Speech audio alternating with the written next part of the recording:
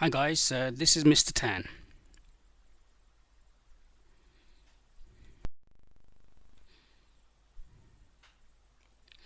And today we're going to be looking at the business environment. We're going to be looking at the micro environment, the market environment, and the macro environment. And we're going to see how all of these kind of like tie in together.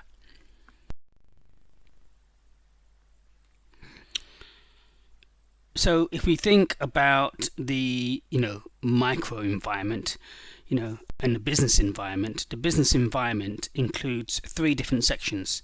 It has the micro at the center, which is all about your company.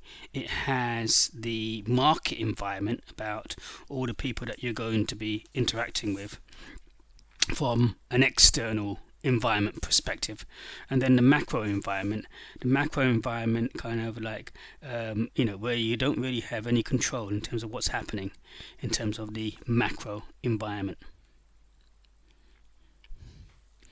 So in the micro environment, we're going to be looking at the different elements, including the vision, mission, the objectives of the company, the organizational culture, and then the management, leadership, and resources of an organization. With regards to the market environment, we're going to again be looking at all the elements in terms of consumers, suppliers, competitors, industrial trade unions, strategic alliances, and so on and so forth. And the macro environment, again, we're going to be touching on Pestel, which if you haven't already seen the other video, solely focus on Pestel, the macro environment. So what I'm going to do is kind of use the example of Apple and try and relate these things to this company example. And if we think firstly about the micro environment and the first part of the micro environment, the vision. So what is the vision? The vision is like a dream of what the business and where the business wants to go. So if we look at the different founders, there have been different visions, slightly different tweaks and visions for Apple. So where is the vision? What was the vision for Apple? Well, if you think about Steve Jobs, Steve Jobs said that it helps people to realize their dreams and to change the world. Tim Cook's vision to make the best products on earth and leave the world better than we found it. So this is where they want to go with Apple. So the next element after the vision is going to be the mission statement. So the mission statement for Apple is to bring the best personal computing products and support to students, educators, designers, scientists, engineers, business persons, and consumers in over 140 countries around the world. And then, we say to ourselves, after the mission statement, then we're going to move on to the objectives and the purpose for Apple or for your business. So when we look at the objectives really need to be used thinking about SMART goals. S being specific, M being measurable, A being attainable, R being realistic, and T being time specific. So if we specifically relate these objectives to Apple, we can see that specific increase users' traffic to Apple's website through social media posts, advertisements to boost new product purchases by at least 5% from the release of the previous models. Grow leads 5% by the next product launch. So we can see that they're being very specific in terms of what they're saying that they want to achieve.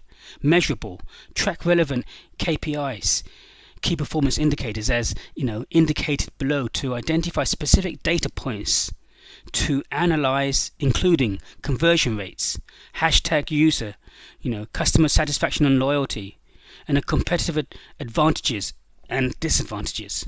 Attainable, utilize social media to direct consumers to announce about new releases and updates, offer free contactless delivery, and Apple support online as an alternative to in-store purchases. Realistic, by setting a goal to increase social media engagement and tracking KPIs by at least 5%, Apple, can continue to sell products to existing and new customers as scheduled. And then time specific, time based, with the recent launch of the new iPhone 12 models, tracking smart goals and KPIs within 6 months timeframes will allow for quick feedback and insight into these specific products. So we can see here that when we're talking about smart goals, Apple themselves are being very, very specific in terms of what they want to achieve and how they're actually applying these smart techniques to their company organization. The next area in the micro environment, really is the organizational culture and resources. Organization culture is the collaboration of values, expectations, and practices that guide and inform actions of all the team members. And it's this type of culture which determines really how people act and behave within your organization. We can see, for instance, that Apple is very innovative. They are definitely goal orientated, stable, people orientated, team orientated at the lower level, and detail orientated.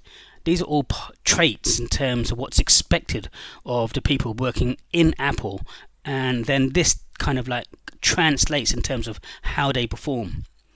And these type of cultures and beliefs are embedded within the organization way of working. And there are different types of cultures that an organization may have. You may have a task culture, a power culture, a people culture, a role culture. So you have to assess what type of culture is your company.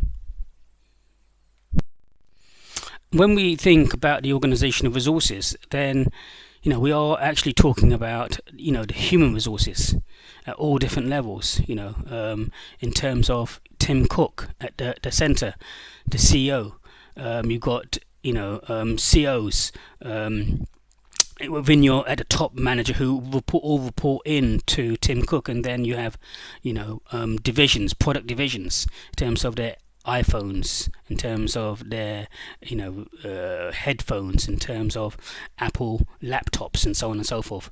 And then so you've got these, and then at the lower level you have a kind of like a task orientated matrix type system where people actually work together. So you have a 3-tier type system, which has all parts of the physical, the financial, and the human resources.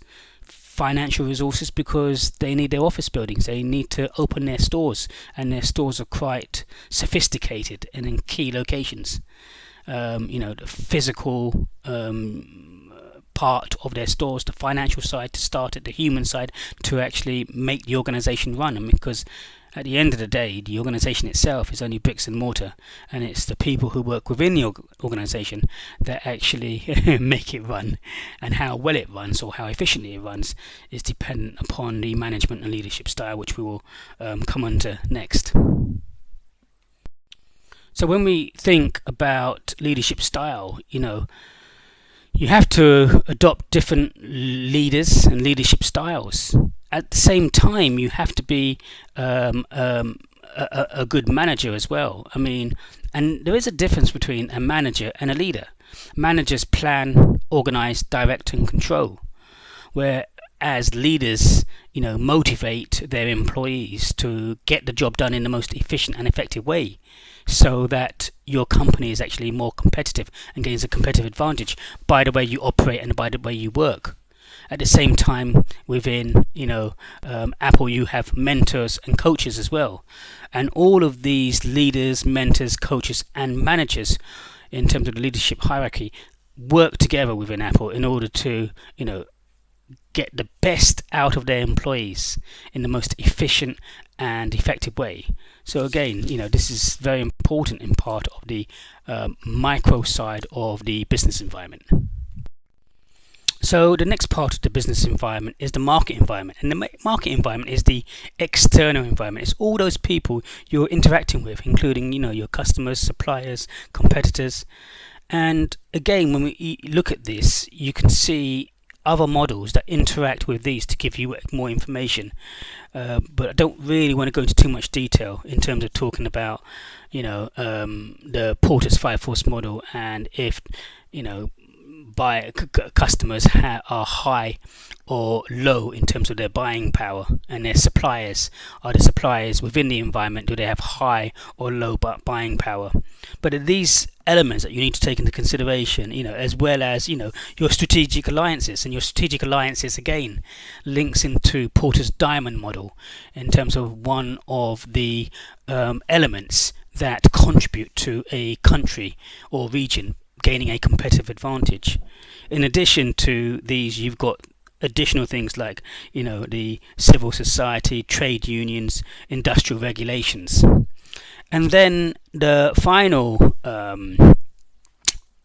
part to the business environment is the macro environment, and the macro environment are really again external, but these are the elements you really cannot control. And there is a separate video on this, and these include the factors using Pastel, which are the political factors, the social factors, the economic factors, the technological factors, the legal factors, and the environmental factors.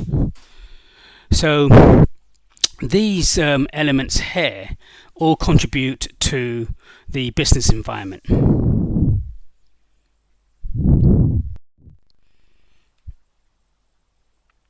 So just to recap, we've talked about the business environment, including 3 different parts: the micro, market, and macro environment.